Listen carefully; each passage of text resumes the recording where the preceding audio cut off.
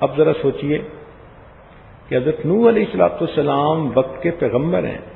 ان کو اپنی اولاد کی کتنی فکر ہوگی، جن کے دل میں اللہ نے پوری امت کا غم ڈال دیا ہو، تو اپنی اولاد کی فکر کتنی ہوگی۔ مگر ان کی بیوی ایسی تھی کہ ان کے ساتھ ذہنی مطابقت نہ پا سکی، اختلاف رائے رکھتی تھی۔ اس اختلاف رائے کا یہ نتیجہ نکلا کہ نوح علیہ السلام اپنے بیٹے کو بلاتے ہیں، یا بنی ارکم معنا، اے بیٹے ہمارے ساتھ کشتی پہ سوار ہو جاؤ، مگر بیٹا باپ کی بجائے ماں کی بات کو مان کے دور رہتا ہے اور والد کی آنکھوں کے سامنے سیلاب میں ڈوب جاتا ہے۔ اسی لیے نبی علیہ السلام نے فرمایا کہ تم اگر شادی کرنا چاہو تو لوگ کرتے ہیں حسن و جمال کی وجہ سے، مال و منال کی وجہ سے، حسب نسب کی وجہ سے اور دین داری کی وجہ سے۔ تم اپنے لیے دین کی نسبت سے بیوی کو تلاش کرو۔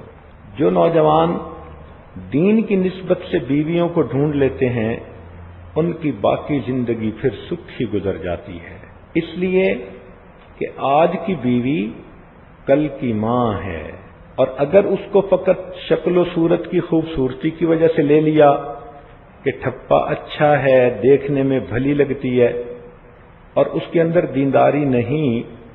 تو وہ پھر بچوں کو تو نہیں سنبھال پاتی۔ جس سے آنچل بھی نہیں سر کا سنبھالا جاتا، جس سے آنچل بھی نہیں سر کا سنبھالا جاتا، اس سے کیا خاک تیرے گھر کی حفاظت ہوگی۔ تو اس لیے عورت کی ذمہ داری بہت زیادہ ہوتی ہے کہ وہ بچوں پہ ہر وقت نظر رکھے اور بچوں کی خبر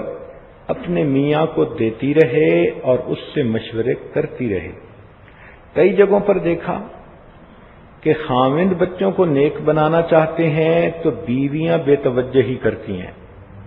خاوند کو صحیح رپورٹ نہیں دیتی، بچوں کے عیب چھپاتی ہیں، بلکہ بچوں کو خود کہتی ہیں کہ ابو کو نہ بتانا۔ اور کئی جگہوں پر مائیں بچوں کو نیک بنانا چاہتی ہیں اور باپ کے پاس فرصت ہی نہیں ہوتی،